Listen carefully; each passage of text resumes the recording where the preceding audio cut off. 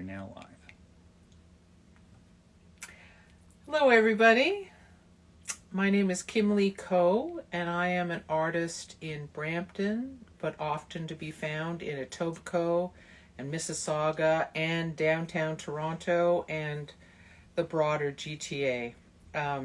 Teaching, exhibiting. I am part of the Redhead Gallery Collective at 401 Richmond in Toronto.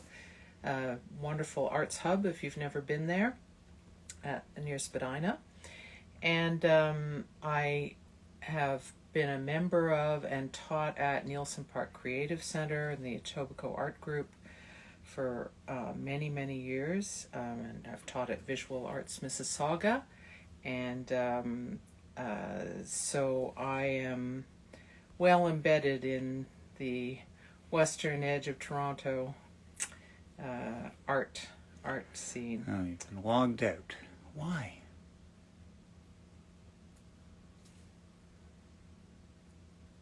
Anyway, people are saying hi. Are they? Yep. Oh, good. So, yep. Good. So, anyway, hi everybody, and thank you for coming. This is part of Arts Etobicoke's studio visit series, and they were kind enough to invite me to present a studio visit to you, and so I'd like to welcome you to my studio.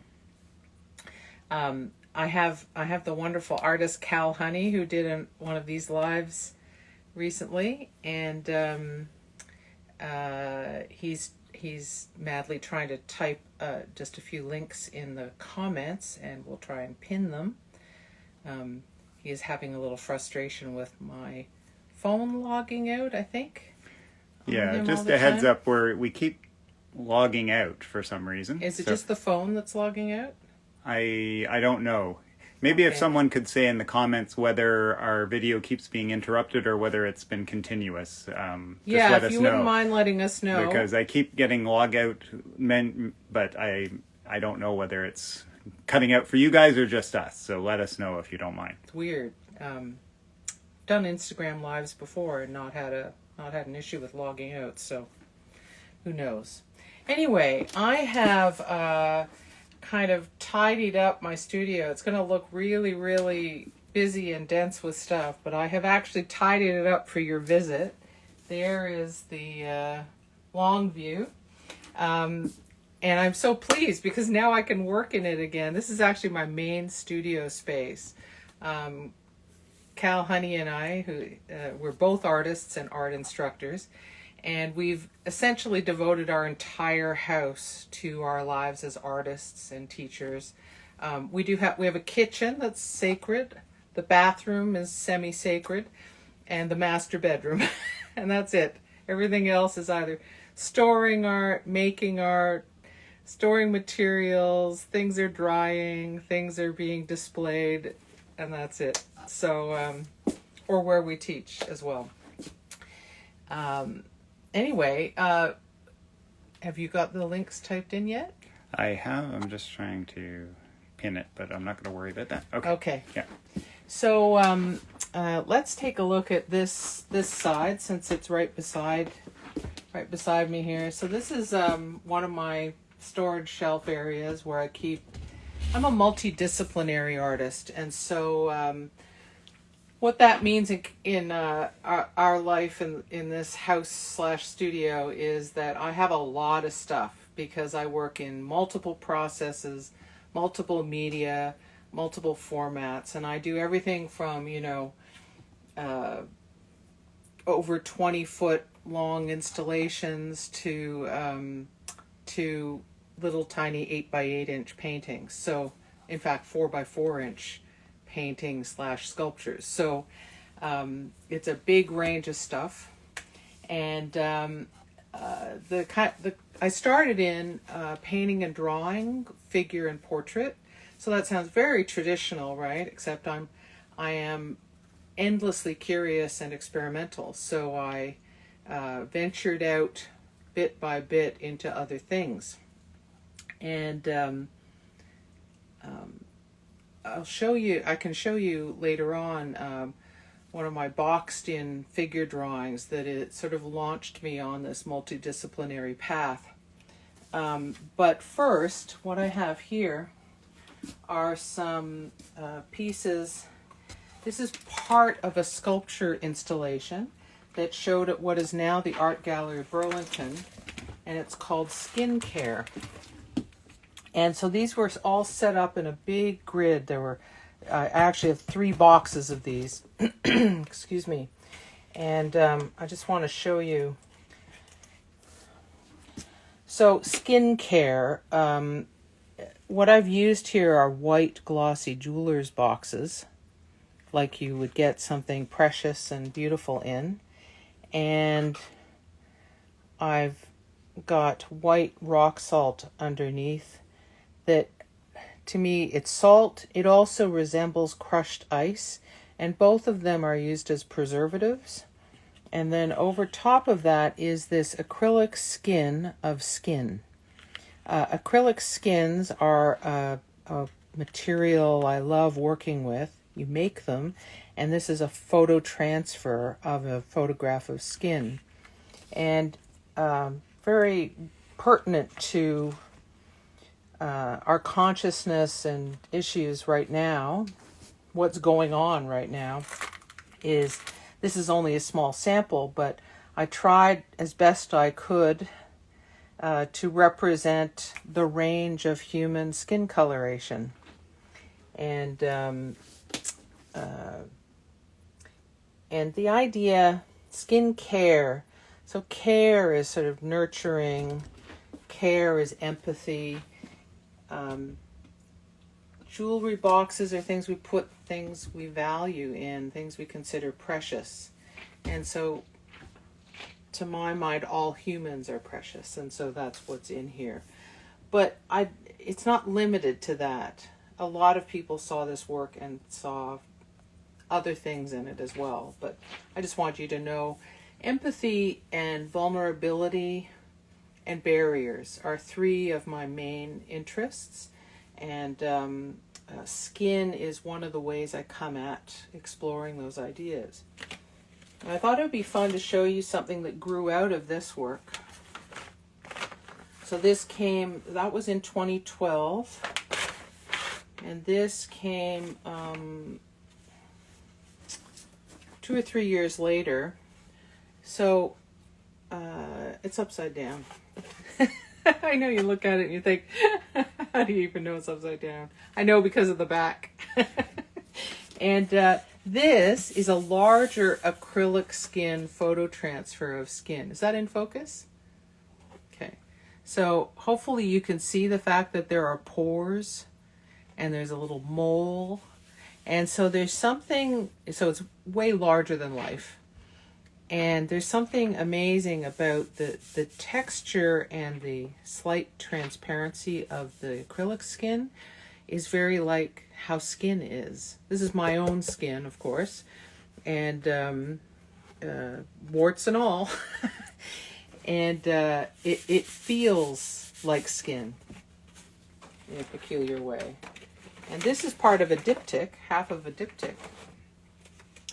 So I mentioned that I like to work with barriers, thinking about barriers, and I mean all kinds of barriers, but I like to represent them symbolically. And so they can represent any kind of barrier, internal, psychological, emotional, or it could be social roles, societal expectations, geopolitical, any sort of barrier. And so this is the other half of that diptych, which is a photo-digital work assembled and transformed in Photoshop, which is something I work in a lot. I do a lot of photo-based mixed media in the digital realm and in physical realm, and working with chain link to represent barriers, because it's the most universal barrier we have in the physical sense, and anybody in the world would recognize its pattern. And then showing flesh pressed against it uncomfortably, and this is not a body part you can recognize. It's been assembled in a way that it's ambiguous. So, and then making from a distance a kind of attractive pattern, but then the closer you get, the more vivid it gets.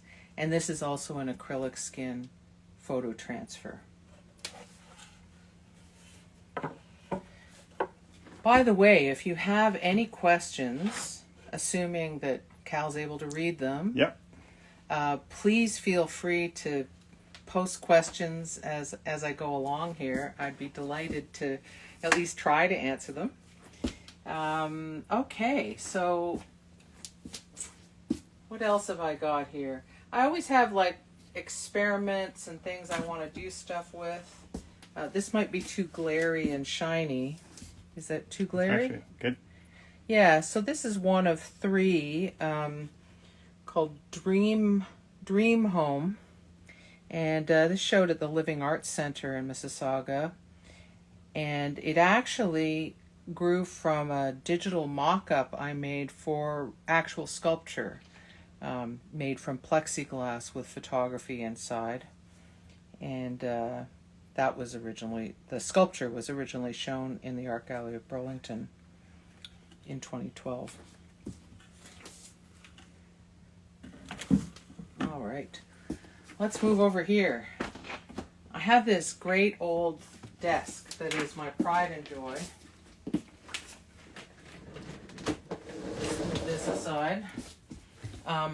Underneath it, I have part of my collection of acrylic mediums on a pull-out drawer, and but I do sit and work on it. That's why it's important that that be on a pull-out drawer, also to get at the material. I'm a bit of an acrylic medium specialist, and have taught it for years in Halliburton and at Nielsen Park.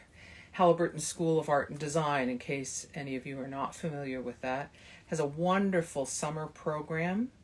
So you go up and you're in the beautiful Halliburton Highlands, and then you spend all week at adult summer camp, as Cal and I like to call it, just joyfully participating in some art course, and that's all you do all week, and with a bunch of other people, and yeah, it's a great experience. So anyway, I have often taught courses up there that, not this summer. COVID changed everything as far as that goes. Yeah, so I have a large collection of acrylic mediums. But if you come over to what I've got on my desk here, this is a tidier version of what it might be like on a normal day, which is that I always have a lot of samples I'm making, tests I'm trying out. And I'll make them on small panels or canvases. So this was trying out something with Japanese paper and an acrylic glaze, working wet. And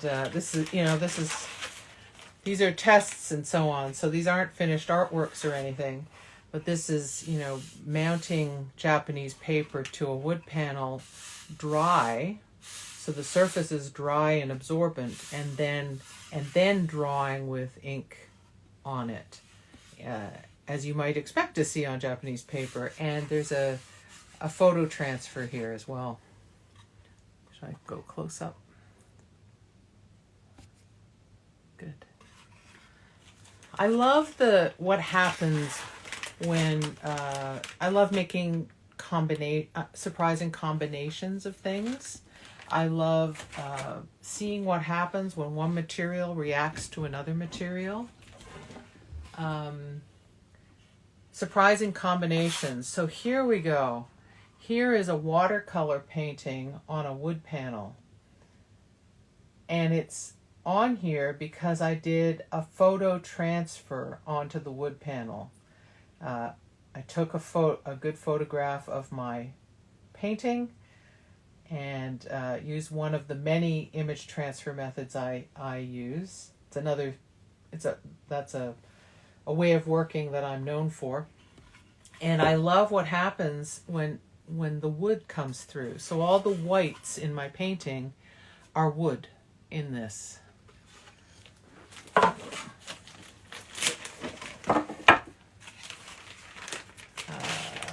This is something I want to make a larger version of. I did one attempt to make a larger version. It didn't quite work.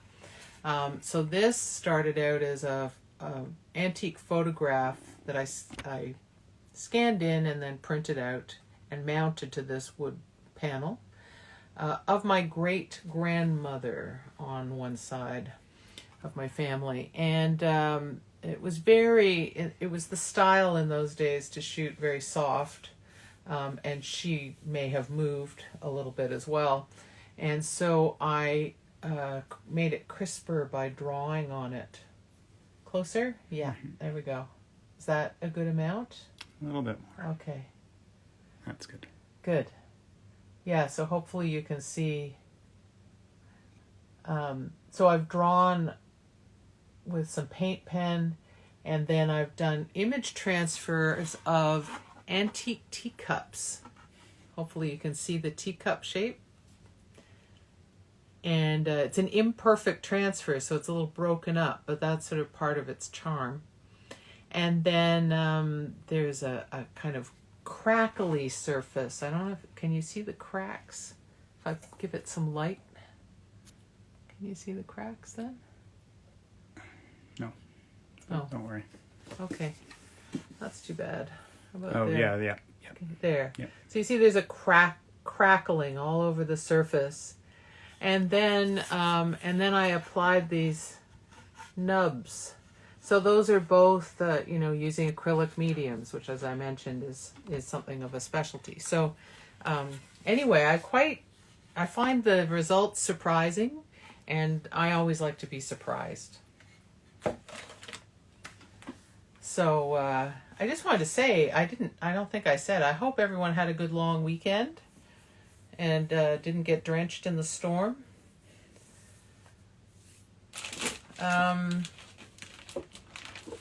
Making experiments is how I arrived at this work. So I started getting interested in the human heart and looking at it in terms of empathy and vulnerability. So therefore, the emotional aspect of it. But I am also deeply fascinated. I forgot to bring down my medical models of anatomical hearts, but I have some. That suffice to say. And they come apart, and I'm fascinated by them. And I collect antique anatomical illustrations from like the 16th century, the 17th century, the 18th century. I can't afford, of course, to collect the originals. I collect digital versions of them. So this piece here is very, very layered. It's called Tracery, and I made it just a few years ago. And it combines a close-up on a black and white engraving of an anatomical heart from roughly the 18th century, a close-up on a color painting, again, a scientific illustration, historical as well. And then I have drawn by hand a... gorgeous, they say. Oh, thank you. A very elaborate coral, because it has similar branching behaviors to veins and arteries. And so that's become an obsession in recent years, is that branching pattern and finding other things that do that. Well, and that's a great segue to this stuff here. If you can see the table, trees, right? So very often I will show trees upside down, because trees upside down to me look really like veins and arteries. But this piece, it's actually meant to be right side up. And this was really a test. But it's a test that worked out, And because I did it on a high quality wood panel, so you see the substantial wood supports at the back, I was able to make it into an actual piece. But this is definitely something I want to make larger. If you can see, I've got drawing and painting over top of, can you recognize the chain link design in the background? Because there is, the base layer was a mounted print I did that actually has me in it, although it's that you can't really see in this at all, interacting with chain link. And it just served as such a great base for this. It's dusty. Imagine that. This exploration of trees and the branching behaviors. And this is a work in progress still. It's a box, obviously. And it's a box, an inexpensive box that I'm turning into a strange and precious object. And these are transfers of photographs and digital things I've made. And then I've done a relief stencil. I made a stencil from the trees. And what have I got inside? I don't remember. Nothing. So not only do I have one incomplete side here, I've got I have some ideas of what I want to do inside, and they'll be sort of three-dimensional, but I haven't had time to make it yet. So stay tuned. Please follow me on Instagram, and you'll probably see this at some point. I can't promise that it'll be soon, but maybe this fall. And some other wacky things. So this is something I just was working on recently. You can see there's a painting underneath it, and then I've put this completely disruptive fluorescent, very thick paint application there.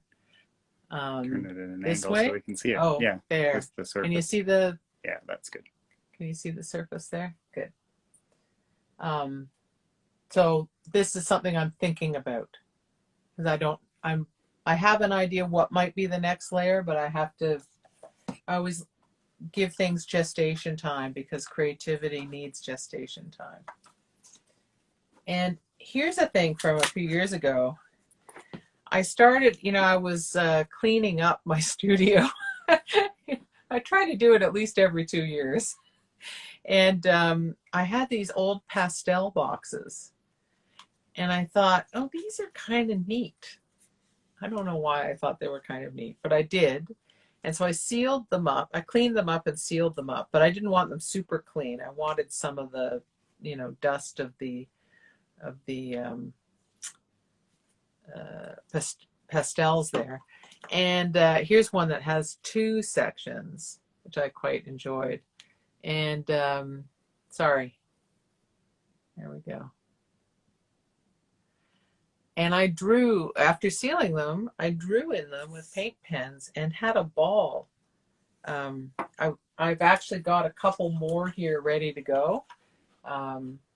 Again, for when I have a bit of time. I just need a small project to work on. All right. Are there any questions? Lots of people are waving and saying hi. Oh, lovely. But, hi, just everybody. So you know, yeah. Any names I recognize? Ruthie, Annie, Gwen, Fantastic. Elaine. There are probably, I'm Oh, probably missing some wonderful. guys, some people, and lots of people from And lots Arts of people I Etobicoke. don't know. Yeah, exactly. Which is great. Fantastic. Yeah. Thank you so much for coming to this. This is I have hobbies. I don't often get to do them. So sometimes so my Pinterest board, just look for me on Pinterest and you'll see I have a lot of pins and boards. but knotting is one of the things I love to do. And this is, I did this years ago, and I just love it. You know, I suppose I could use it as a trivet, but I don't. I think, I think I might mount it into a shadow box because I just love, if it has good light, it just looks so, I think the rope looks beautiful, the knotting's beautiful, and there are the lashings I did to secure it. Ruthie says, thanks for showing us. Yeah, so, and yeah, I love that design. It's a traditional design. I didn't invent it, but I really think it's beautiful. So I collect a lot of weird stuff. You know, I've got bottles that I like. I've got dollar store fake grass with flowers that I've made into a house shape because this shape is another motif I use in a lot of work, including the sculpture I mentioned earlier with the plexiglass. In that case, it's three-dimensional, so probably see it better that way. Okay, let's go over here.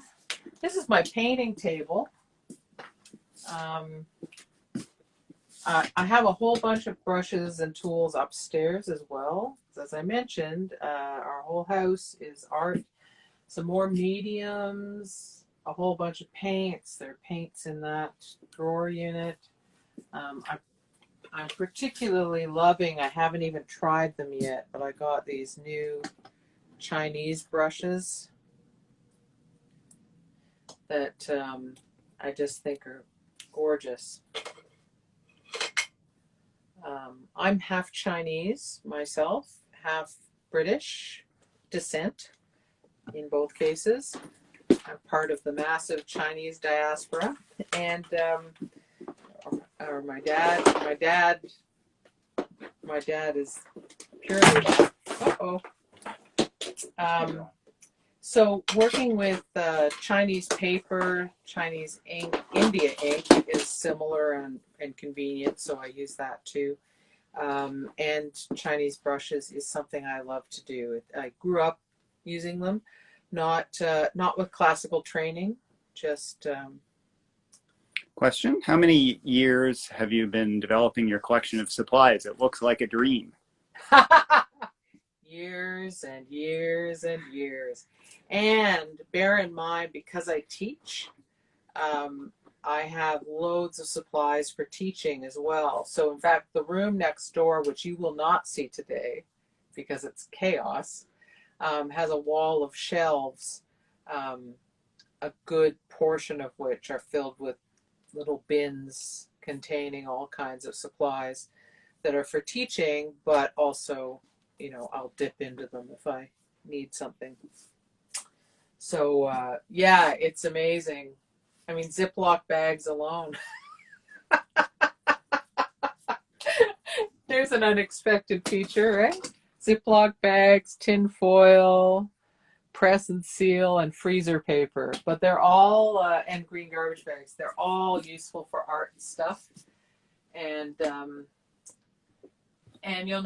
you'll see a number of brands of mediums in my collection. Primarily Tri-Art, Liquitex, and Golden. I used to buy Stevenson, which was a Canadian company like Tri-Art, but unfortunately they went under last year, which was really, really sad. And I didn't get up there because of, I wasn't in a position to go up to their factory before they closed, which was, I would have loaded up otherwise. Yeah, more of my mediums collection is underneath the painting table and in those boxes. So yeah, I have a lot of mediums.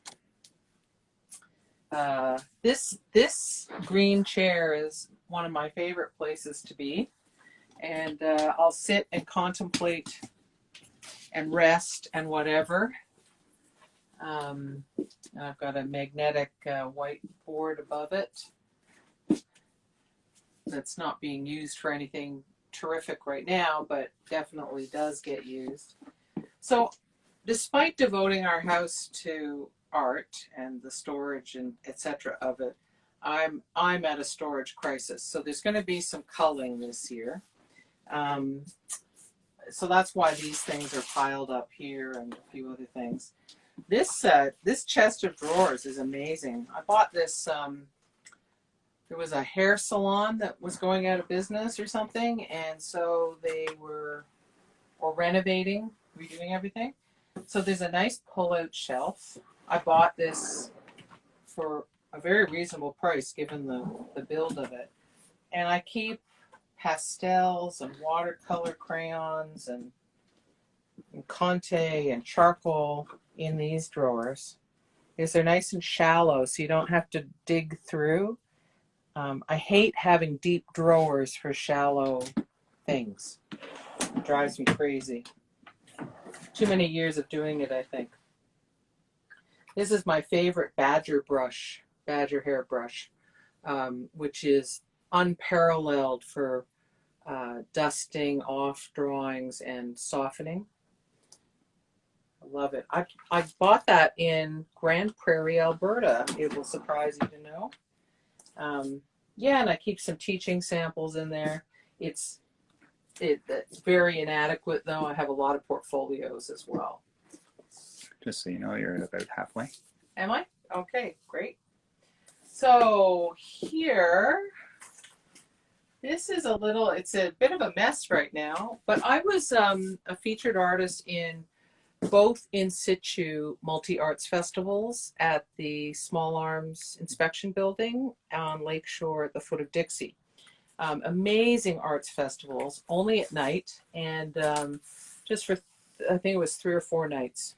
And in both cases, I had room installations. So the second one, I built the room. I drew it on the computer. I know it's hard to tell because it's all a mess in here right now. Built the room, printed out miniatures of my artworks or artworks in progress, and played with the layout based on that. You rotated 180 so we can see the fronts of the hang. Well, I guess, yeah. The fronts of there? Yeah. Yeah. Okay. Yeah, so this is the window wall. It was actually attached there. And these are all the doorways into the hallway and into adjacent rooms. And yeah, so just planning based on traffic paths and so on. Lots of love for that. I know there's something about miniatures, isn't there? And I love miniatures. It's actually something I really adore. Haven't done enough in my work yet, but so anytime I'm doing a major installation, I will do something like that when I'm able to. Now, I thought I'd just give you a little glimpse at, when I said I'm multidisciplinary and I work large scale, I wanted to show you what that means. So this, can you see that? Is that well framed? Okay, so these are 3 scrolls I made. They're digitally printed onto fabric. And this was an installation in Burnaby, BC at the Shadbolt Center for the Arts. And lots of love. It's each scroll is 4 feet wide by 16 feet high, and making it, shipping it, installing it, and then going in reverse was a big challenge. But I loved doing this. Burnaby, there's a high East Asian population there, and so this is I call triple happiness. The double happiness symbol is a traditional one. It's not part of the real regular language. It's a symbolic character used for weddings. And this was built around a play written by my Chinese Canadian friend Valerie Singh Turner, who and it was about a married couple and the mistress. And so triple happiness, three's a crowd. you have to decide who's the married couple and who's the mistress. The one couple is dancing over here. You can see them going through these two red characters, and red is symbolic of happiness in Chinese culture. And you'll notice there are smiles. Normally those would be just straight rectangles in the character. And then there's the one black character with the frown, looking on. So that was a big year. That was 2012, and I also had an installation at the Evergreen Center simultaneously in Coquitlam, BC, and this whole piece here is made up of 5 wood panels. You notice they're angled, so I had them custom made, and it's got a photo digital artwork prints on it. And I angled it because it's so high up. Like, the human beings only come to about this high, you know, and eliminated the distortion you usually see when you look up at something big. And it also made it a very powerful presence. And there's a smaller piece here. Question from Akshata. Yeah. Did the pandemic impact your practice in any way? Yes. Yes, it did. Oh, sorry.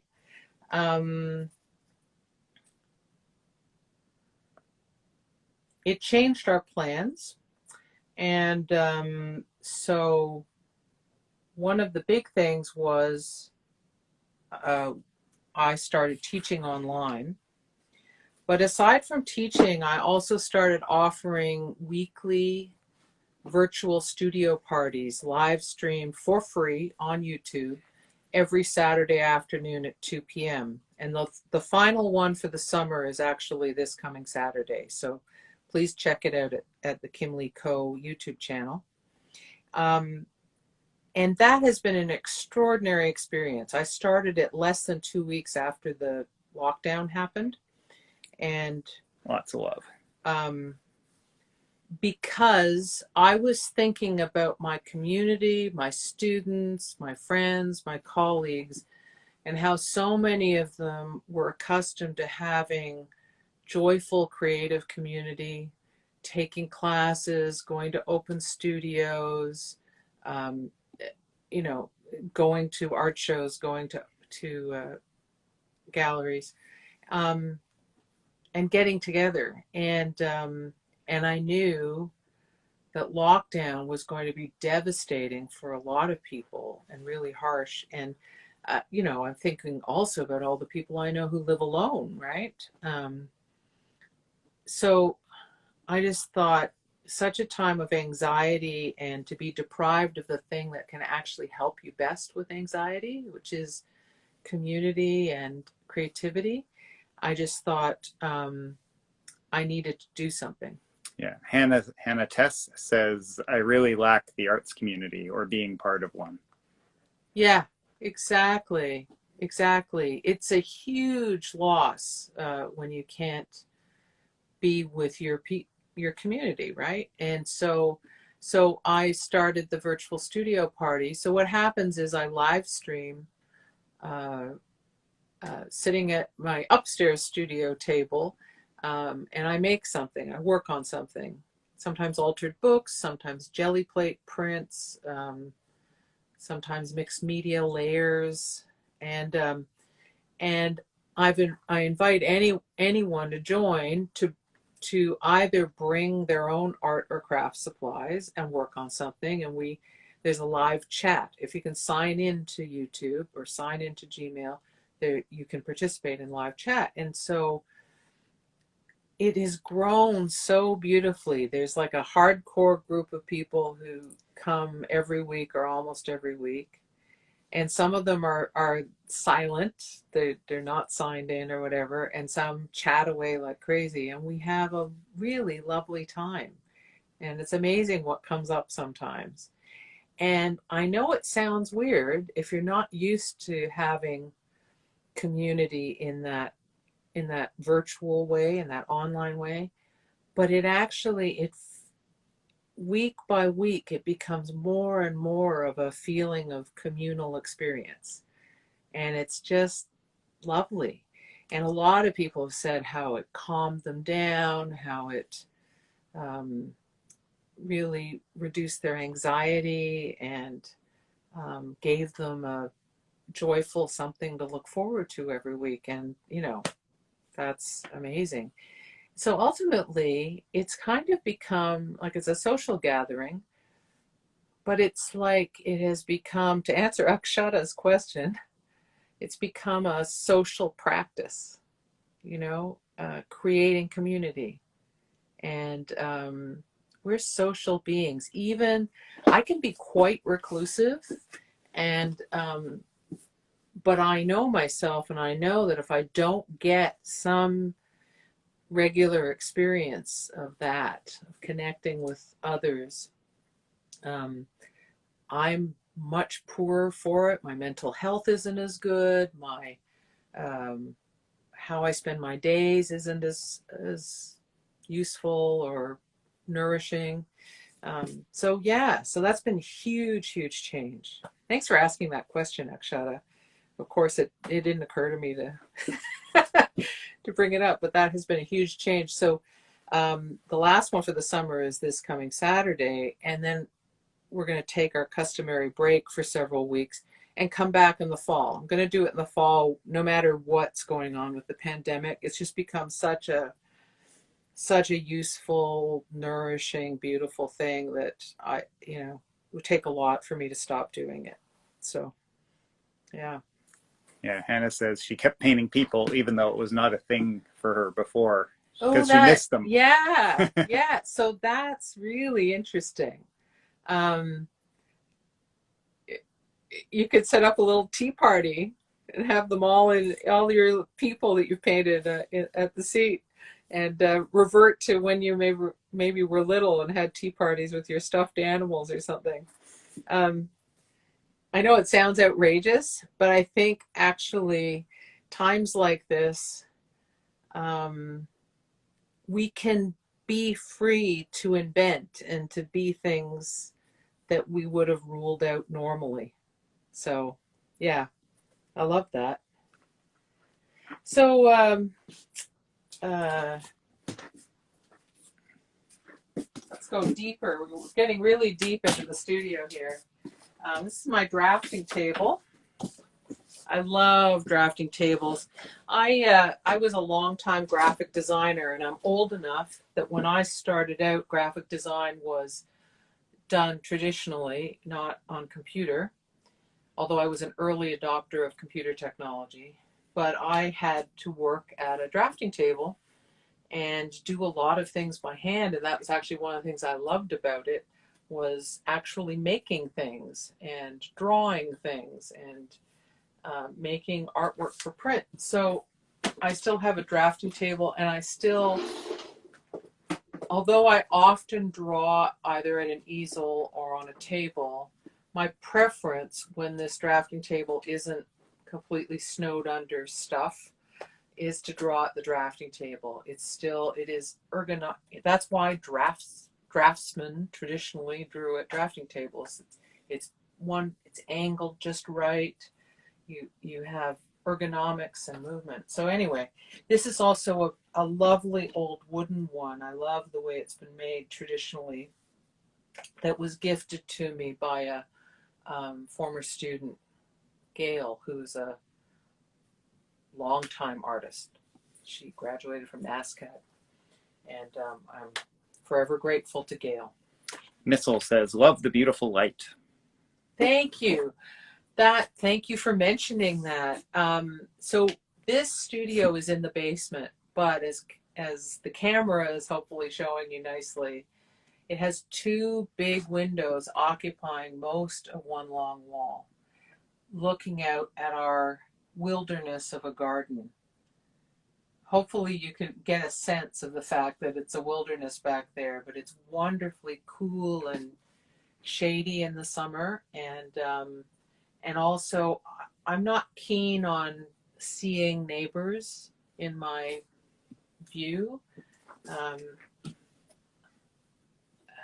guess it's the introvert in me. I like to have a more insulated surrounding than that. And yeah, I think the backyard was one of the things that sold us on this house, actually. So it is it's wonderful light, wonderful view. I have obviously lots of supplementary light because it's amazing how often I find myself working at night. And so, well, speaking of light, I thought I'd show you a couple of pieces from my show at the Redhead because they're kind of unusual. And that, you know, I mentioned that I like unusual combinations of things. So they're made on a light box. So hopefully you can see that lighting up. I'll show you with the light off, right? And then the light on. So it makes a huge difference, right? And what this is, so the show was called Heartspace, and it was really all about different aspects of the human heart. And I did 3 pieces like this. I'll show you the other one in a moment. And it's based on, it's designed to look like medical imaging, but in a colorful way. So it's like we're looking through the microscope. Yeah, Hannah asks, cells? Yeah, exactly. So what this is photography of painting printed on transparency and mounted in a light box. And it was essential that it be a light box because that most evokes medical imaging.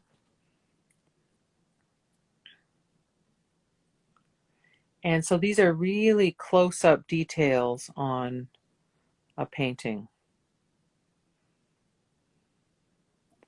And so even though it's not actually from a microscope or anything, it's from macro photography is what it's called. So, Love this. That one.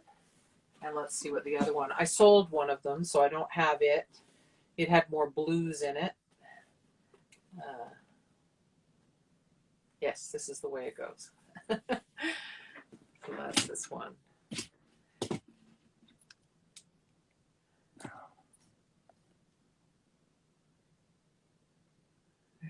Is it showing? Yeah. So, so isn't it fun seeing it as a light box? And I also like the fact it was part of a group of works,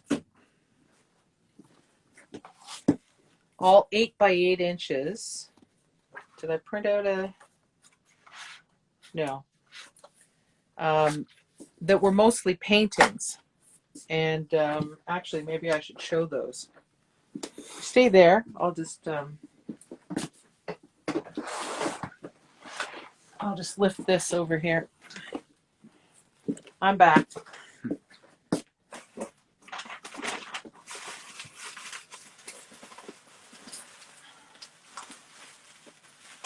So this painting had to be done with little Dusty, with a lot of care and precision. And it's a combination of very careful painting. Can you see how smooth that surface is? Except for... Okay, there we go. Can you bring it a little closer? Yes. Is that good? That's good. Up a bit. Up? There. Perfect. There. See, it's good to have someone else on the camera. This is actually a form of printmaking, monoprinting, and it's forming what are called dendrites.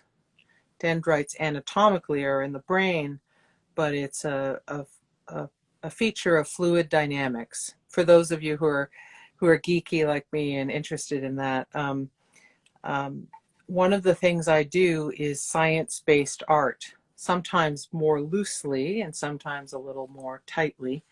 And this is one example of that. I mentioned to you I'm really interested in branching behaviors like veins and arteries, and so that's what this is about. But it's also about the change in, can you see the change in sheen between the paint of the Yeah, it's dendrite picking it up in print. some spots. Yeah. Yeah, and the surface here, which is a very precise surface and was built up in layers. So that's one of the things I'm most pleased with, actually. One of the things I'm most pleased with sold.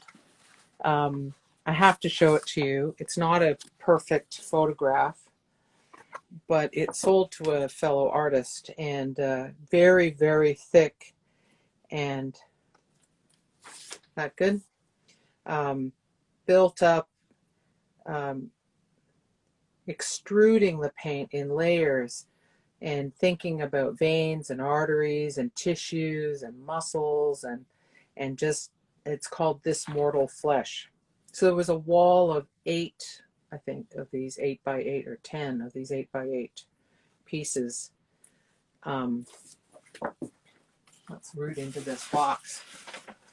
And that painting, only 8 inches square, but it weighed like 3 pounds because of the amount of paint on it. Yeah. It weighed a ton. It was terrible. This one, so this is the kind of thing. Look at these edges. See the drippy edges? I just love that the edges are so drippy, because this is about fluidity. And can you see the sort of pocked surface? And then the very wet, transparent reds and the more opaque. So, gosh, I don't even remember what I called this, but it's here. This is right way up. Almost Halloween-like. Yeah, and it is about blood. It's not meant to be gory, though. But it's about, you know, the Lifeblood. The tactile, visual qualities of blood and being in that space. About 10 minutes, 9 minutes. 10 minutes, 9 minutes. Radio.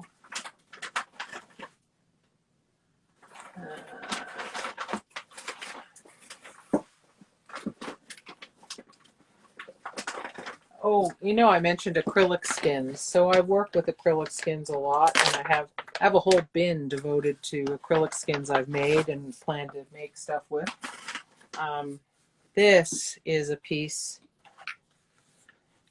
that uses acrylic skins as well as, well, their paint and acrylic medium, and nice drippy, again, I like a good drippy edge. And this sort of resembles a heart, you know, an anatomical heart. And so the whole group had basically red, white, and blue. And this tied it in nicely. So that's that one. Now, there is the elephant in the room. So I mentioned that I use antique anatomical illustrations, and this is a series of 3 paintings where I worked very closely with some of those illustrations in order to draw with paint and paint with paint these hearts. This is the first one I produced, and it gave me the title for the series, and it gave me the title for the show, which is Heartspace. So it's a heart that's been cut open, and there's a figure in there. And it's kind of up to you as the viewer what the status or state of that figure is. But you know, when you think about it poetically and emotionally, what does it mean when you're in a heart space as opposed to a mundane everyday space or a political space or a physical space? So that is part of what I'm getting at there. Lots of love. Thank you. What is acrylic skin? Not familiar with the term. So acrylic if you've ever used acrylic paint or even acrylic latex house paint, and you've spilled some and it's dried, and it's dried on a plastic, polyethylene surface, you can peel it off, and it's a skin. It's flexible. It has a tactile quality that resembles skin. It's plastic, actually, but well, that one's too hard to get to. Where did I put some? Well, this is an acrylic skin, but it has a photo transfer on it. And this is an old one, so it's hardened, but it's, it's flexible. That white is, it's not paper, it's just part of the image transfer. And depending on how thick you make it, can you, oops, there we go. How thick you make it, what kind of medium or paint you use to make it, it will have different qualities in terms of how flexible it is. Some are very flexible and you can crumple them and fold them like textiles. Got it. Didn't know the name. Yeah. Good question. Thank you.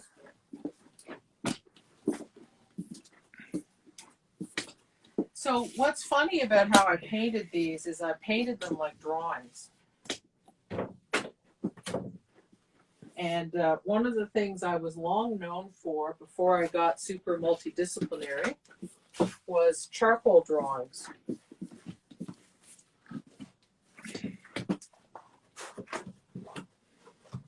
By the way, this easel that I got these big pieces on, I needed this huge easel support for the big scrolls I've done in recent years, as well as these big paintings. And Cal and I modified a standard H style easel and put this big particle board piece on as the support. So if you look at this, it's got cross hatchings in it and hatchings. It is painted. There are painterly effects as well, but it's a very kind of drawing-based painting, which I kind of love. This one's a bit shiny. It's very black, and I have some gloss. It's a bit of a gloss glaze that I've used, so it does make it a bit shiny. So hopefully Cal can capture it half decently. Doesn't have to be perfect. But I do want to show you 2-minute warning. Yeah. My favorite one. I mean, I love the whole series, but this is my favorite one. And I'll have to rest it on this.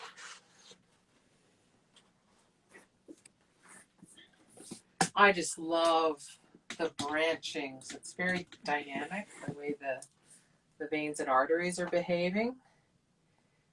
And every one of these paintings has a surprise in it. So you saw the figure in the first one. The second one had a whole series of pockets. And this one, hopefully you can... Does everyone see the surprise in this one? Yeah. Good. That's good. So, and I love the structures. By the way, did you know the phrase pulling at your heartstrings? Did you know that heartstrings are real? These are heartstrings. They're a real feature anatomically in a heart, in your heart. Yeah, and there are connections with emotional states and physiological states of the heart. 30 seconds. Okay, geez. 30 seconds. Well, I hope you've enjoyed this. Thank you so much for coming. I hope you enjoyed seeing into my studio. There's even more around the corner here, but we ran out of time, so But please, please visit me on Instagram. Check out my website. I'd love to say hi. Say you saw me on this. I'd love to say hi back. And I hope to see you.